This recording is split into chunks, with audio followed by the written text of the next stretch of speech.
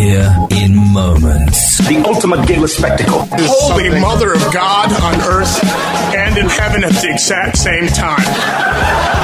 You want a piece of me? You got it!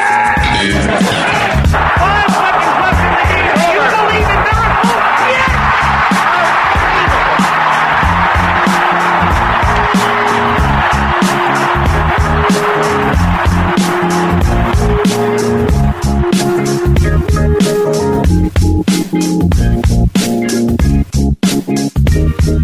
Good morning, everybody. It's yours truly, Dan Adams, a.k.a. the soulful conservative, a.k.a. the prosecutor, a.k.a. the DA. And you're listening to the morning edition of the Dan Adams Show.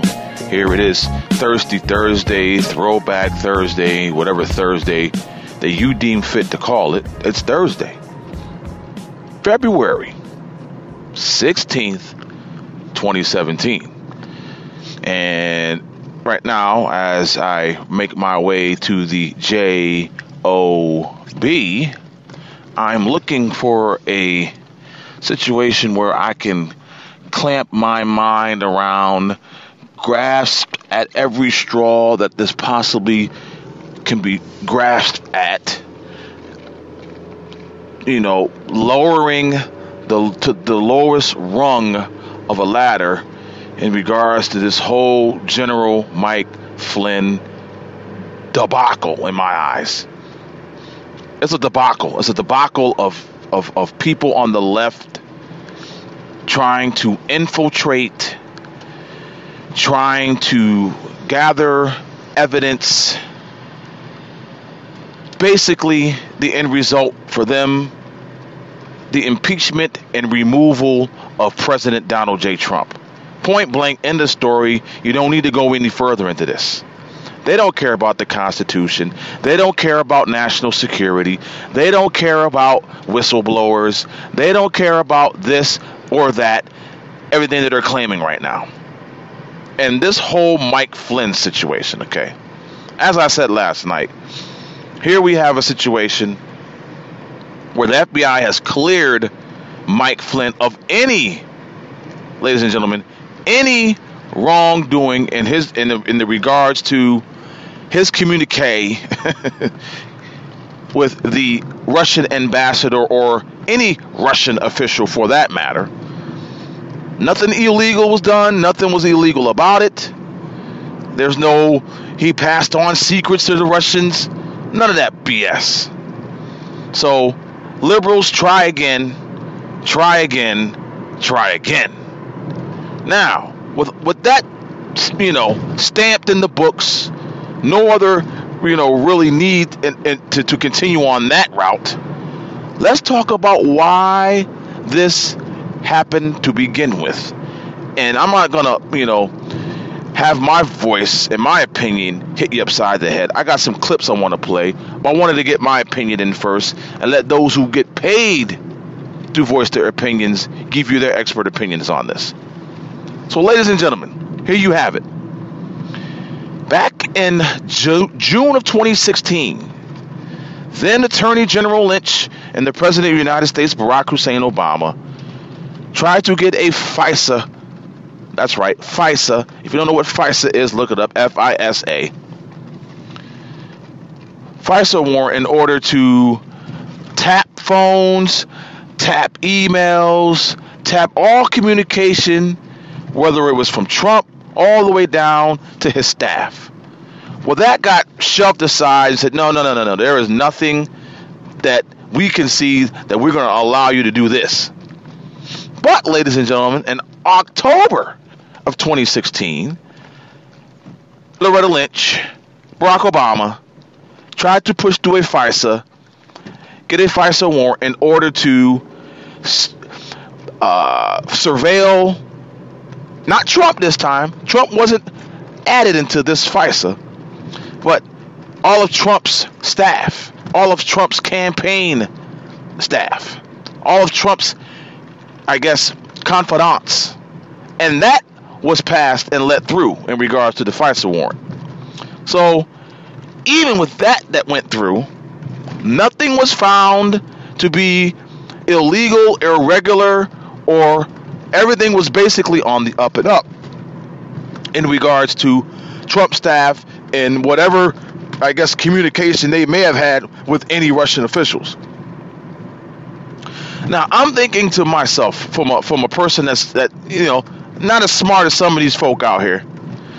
Now, as I stated last night on a few posts, and I'm going to kind of paraphrase them here. How is it that, number one, for our national security to be at risk at this point, are basically, now, you look at it, we all know that some Obama leftover, whether it be one person or many, leaked this information. Okay? Point blank. No true Trump supporter would have done this because there was no reason to do it. Now, Mike Flynn, he did the honorable thing. He lied to Mike Pence, the VP, our vice president. So from that standpoint, yes, the cascading events happened.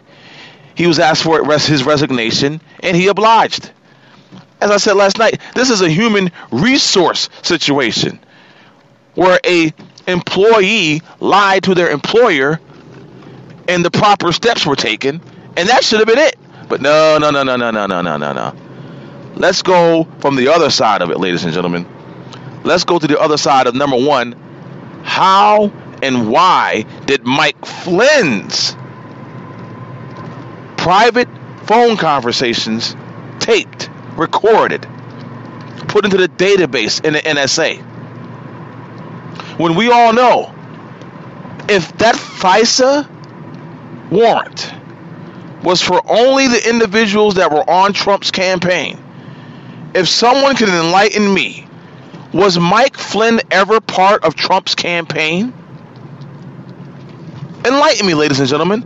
Was Mike Flynn, if that FISA court warrant was specifically divvied out to surveil Trump's campaign and his campaign members, and Mike Flynn is not a campaign member, was never a campaign member, then why was his phone conversations recorded? That should be a question asked to Barack Hussein Obama. Go find his punk ass wherever island he's at. Tell Michelle to get out of that bathing suit so she's not showing her sack. Okay, that was wrong. But you know what? Whatever. But you know where I'm getting at. Scoop him up. She can stay there. Leave her ass behind. Scoop his punk ass up. Put him in front of a special prosecutor or a grand jury or whatever, and find out what he knew, when he knew it, and what did he do with it. The information that he had. Because you know, ladies and gentlemen, these phone conversations happened when he was president. So, now, going forward, ladies and gentlemen, and I'm going to end my diatribe, and I'm going to let the experts finish this morning edition of the Dan Adams Show. And today is just one topic. This whole General Mike Flynn debacle. How is it now, ladies and gentlemen? How is it now that the left has any ammunition to go after Trump in regards to his so-called Russian ties? There is none, ladies and gentlemen. This is a witch hunt. And unlike Benghazi, the IRS, the DOJ, Fast and Furious, the VA, Eric Holder in the Justice Department tapping the phones of the parents of a reporter. And it goes down the line and goes down the line. Those were legit scandals. Ladies and gentlemen, there is no scandal here. End of conversation. So, ladies and gentlemen, as I sign off for today and let the experts tune you in to this idiotic witch hunt of Mike Flynn, the taking down of Mike Flynn, and the opinion that's out there now was the left could not have Mike Flynn as National Security Advisor because he would have released, he would have divulged, and he would have let America and the world know all of that secret stuff in that Iran deal. So, ladies and gentlemen, take it for what it's worth. It's yours truly, Dan Adams, a.k.a. the Soulful Conservative, the DA and the prosecutor. I'm going to let the experts take you out on this. But until next time, God bless you and yours. May he keep you and your family safe. So until next time, God bless. Peace. Former federal prosecutor, writing for National Review, all-around great guy, buddy of mine, Andy McCarthy. How are you, sir? I'm doing great, Mark. How are you? Very well. You wrote a National Review online. I'll tell you what, you said, just release the damn transcript so we can get to the bottom of this, or they're going to milk this forever. Tell us about that. Well, we all know the transcript is going to come out, and my attitude about it is kind of the same as when I was prosecuting cases. If a lawyer wanted to play games with a document or a tape in a jury trial, I would usually say, Your Honor, can we put the whole thing in? And that usually stopped that nonsense pretty quick. And I think, unfortunately, we're not dealing with a courtroom situation where we have a referee. We're dealing with an intelligence community, Mark, where they don't fight fair. So what they're doing is they have a trove of information that when you call them on it, they say nobody can see because it's classified. And then they, as it suits their purposes, which are not always America's purposes, as we're seeing, selectively leak things. And, you know, it's kind of like, you remember the old days when nobody wanted to be on 60 Minutes. I don't know if anyone even watches 60 Minutes. Oh, yeah, exactly. With those close nostril shots. Yeah, right. Boy, I needed to avoid those. But but the big thing was you would talk to them, you know, for an hour, 2 hours, and then they'd use 14 seconds of tape. And they can always make somebody look like an idiot if they slice it and dice it. So I say, let's see the tape. If you say that, you know, General Flynn did these terrible, awful things, I actually don't think there's much chance that that's right, because even the New York Times today, Mark, conceded that the Obama administration was hot to try to show that there was some kind of a quid pro quo between their cockamamie Putin hacked the election thing and Trump giving them some payoff. So they were delighted to hear about this conversation between Flynn and the ambassador, and the White House asked the FBI, evidently, is there a quid pro quo? And they said, you know, gee, sorry, but there's no evidence of that. You know, the defense seems to be, well, look, we're always monitoring the Russian ambassador. First of all, that's not information you're supposed to make public, okay? So now they say we're always monitoring. So it wasn't really aimed at Flynn, which begs the question to me, Andy McCarthy. I would like to know how many of Mr. Flynn's conversations were, in fact, recorded. And I would also like to know if they were recording any of candidate and President-elect Trump's conversations at this point. If they want an investigation, I think we ought to have an investigation, and this is something that bothers me a lot. You're a former prosecutor. I'm a former justice guy. I really want to know, under the Obama administration, under this Attorney General, I would really like to know, well, how many of these transition people got caught up in these intercepts, had their conversations recorded, and does that include Trump himself? Would you want to know that? I'd absolutely want to know it, and I can tell you what I think we know at this point, which is that most of these intercepts are, as you pointed out before, Foreign Intelligence Surveillance Act wiretaps and collection efforts aimed at agents of foreign powers, which are like, you know, the Russian diplomats who have been known historically to do espionage on the side. We know of one instance, Mark, that unbelievably came out during the campaign. I want everybody to understand, if you remember the campaign where everybody went nuts because Trump said that he might have Hillary investigated? Well, it turns out that when he was saying that and everyone went nuts over it, Obama was actually having Trump investigated. Exactly. And it looks like what happened was they were intrigued by this server that was in Trump Tower, and they looked at it hoping to make a criminal case on it. They thought there was some connection to Russian banks. The FBI looked at it. They realized there was no criminal evidence. Usually, I could say from a prosecutor's standpoint, that's when you drop the thing, right? Instead, they used their national security power, or at least tried to, and went to the FISA court and said, we think they might be agents of a foreign power. So we'd like to get FISA surveillance. And hold on now. They thought who might be agents of a foreign power? Trump and his advisors?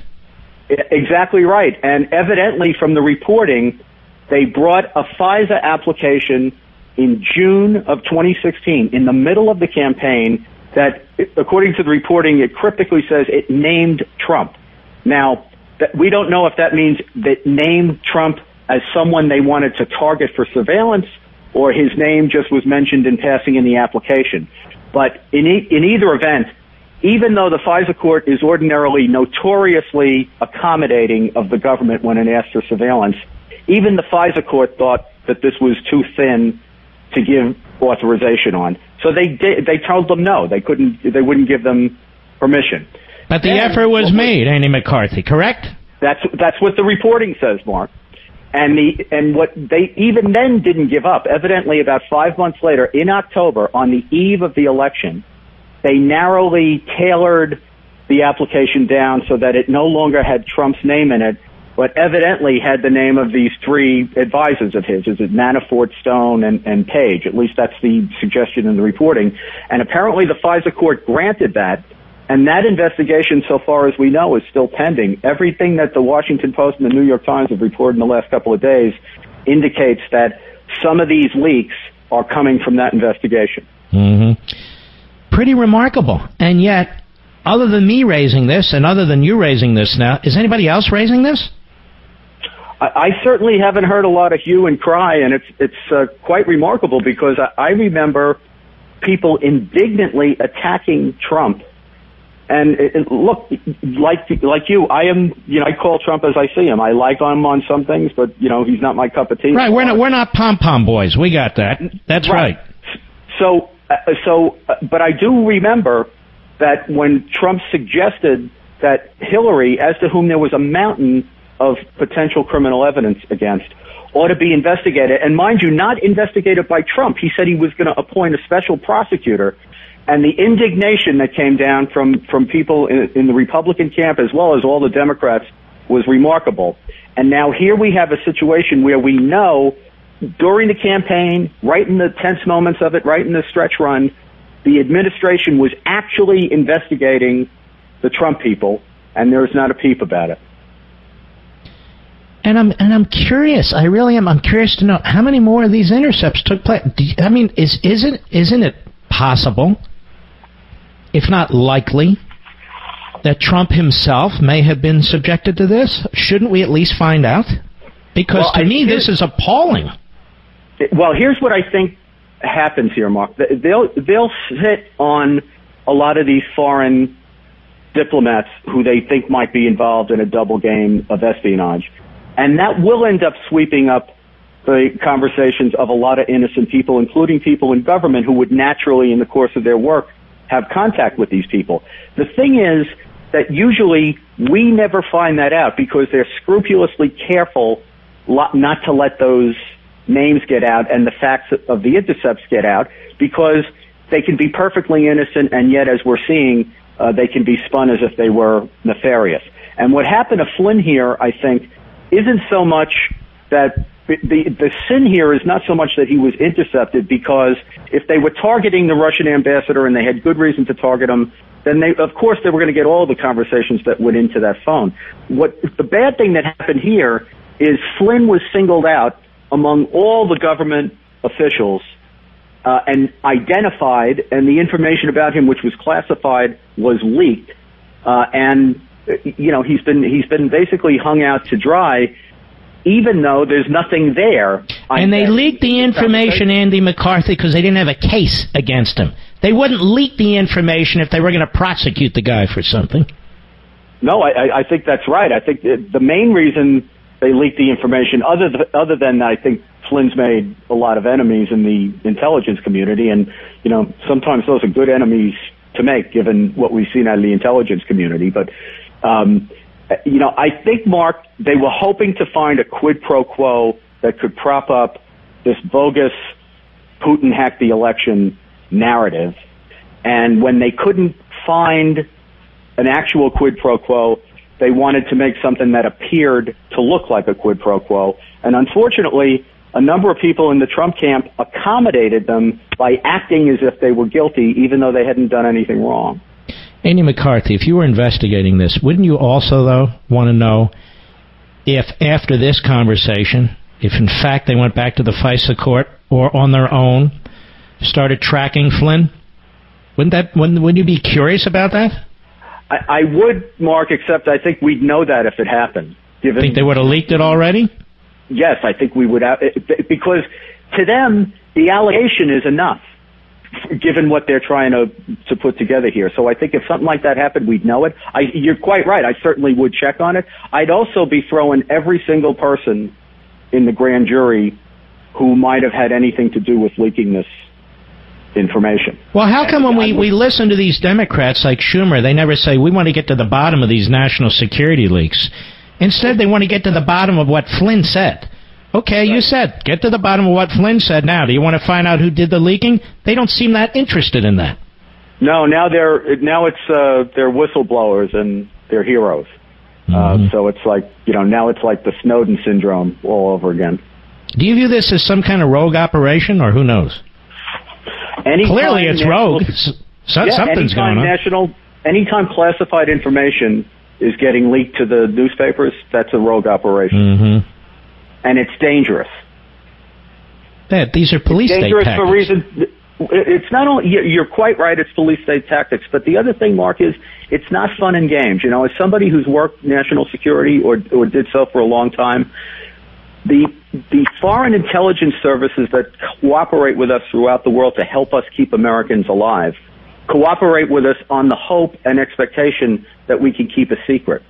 And when they see classified information splayed across the pages of the newspaper, it's like we're begging them not to tell us stuff anymore. And that only makes the country much less safe. Do you think these are Obama holdovers? I would think it's heavily populated with Obama holdovers. General Flynn, reading his book and having heard him speak a number of times, has been very uncomplimentary, and I think that with a lot of justification about the performance of the intelligence community in a variety of ways, not just in the last couple of years, but while he was at the Defense Intelligence Agency and in that community. So I wouldn't say that that's the sole, that category of people are the only enemies he's made, but they're prominent enemies, that's for sure. Yeah, it could be entrenched bureaucrats who don't like it. Well, yep. Andy McCarthy, I hope you'll further write on this, and we'll be monitoring all this. And I appreciate your expertise very, very much. Thanks, bro. Good to talk to you. You too. God bless. All right, let's talk law. President Trump accepting the resignation of his national security advisor, retired Lieutenant General Michael Flynn, and then immediately blasting the leaks that brought the general down. Papers are being leaked. Things are being leaked. It's criminal action, criminal act, and it's been going on for a long time before me, but now it's really going on. I think it's very, very unfair what's happened to General Flynn, the way he was treated, and the documents and papers that were illegally, I stress that, illegally leaked. It's criminal, it's illegal, so what are the potential consequences for those people who are responsible for these leaks? Here to discuss is Fox News senior judicial analyst, Judge Andrew Napolitano. It's a very, very unhappy state of affairs in the federal government right now. So here's the background. General Flynn, his last job in the military was the head of the Defense Intelligence Agency, military spies. Yeah. General Flynn's career was spying. He knew when he was on the phone with the Russian ambassador that American spies were listening to everything he said. He knew it. It was absolutely standard operating procedure. But he thought he was being listened to by patriots. He didn't think he was being listened to by people who would try to undermine the presidency of Donald Trump and destroy the most important person in his national security entourage by leaking to the public or leaking to enough people in the government exactly what they heard.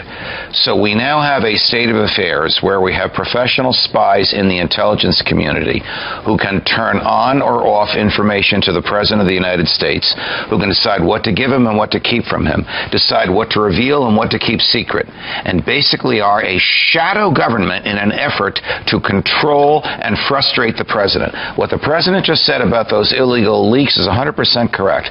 They're illegal, they're immoral, they're criminal. Will we ever find those people? Absolutely not. They are the best stealers of secrets, keepers of secrets, and leakers of secrets on the planet. They're the same people that concocted that stuff and leaked it about the president supposedly in a hotel room in Moscow. You know, I was reading Andrew McCarthy in the National Review, and he said because, you know, the leak came out that Flynn had discussed sanctions or whatever it was with the Russians, and they were very specific about what they leaked out. He says release the entire tape so people can actually see that. That'd be a very good thing. And Andy's absolutely correct on this. If they released the entire tape, you'd see how harmless it was. Right. So here's the picture. Barack Obama imposes sanctions on the Russians around Christmas time. He has less than a month to go in his presidency. And Donald Trump's soon-to-be National Security Advisor, General Flynn, calls up the Russian ambassador and basically says, we will probably look at this differently in another month. What the heck is wrong with that? That is good diplomacy, what the general said. If that's what he said, that's what we believe he said. But to Andy's point and your point, we haven't seen the transcript. But that We've only illegal. heard parts of it. Because you're trying illegal. In my view, that is absolutely not illegal. The problem was misleading. He said he did not talk about sanctions, and he told the vice president that. The vice president goes on national TV and says he didn't talk about sanctions. It turns out he did. I do not buy the fact that Mike Flynn was asked to leave because of telling a white lie to Mike Pence. What do you think? First of all, Mike Pence knew exactly what Mike Flynn said. The president knew what Mike Flynn said. They both knew. And of course they talked about sanctions, right? Of course they did. Donald Trump wanted a better relationship with Russia, and he didn't want the Russians to think that Barack Obama's tail end of his presidency would taint that. Well, wait a second. So what's your theory? My theory is that the people in the intelligence community feared Mike Flynn because he was one of them and knew too much about them and knew about their sources and methods, and they wanted a different person in there. Guess what? They're getting a guy just as tough, not as steeped in the spycraft, but just as tough and just as loyal to Donald Trump. Judge, if they want to figure out who's leaking, can't the president just meet with one person in the intelligence community that he trusts to get all this information? Versus 50 or whatever? It's a lot more complex than that. You have members of the Intelligence Committee who say they don't trust the President of the United States. You know what? If you don't trust your boss and you can't work for your boss, get another job.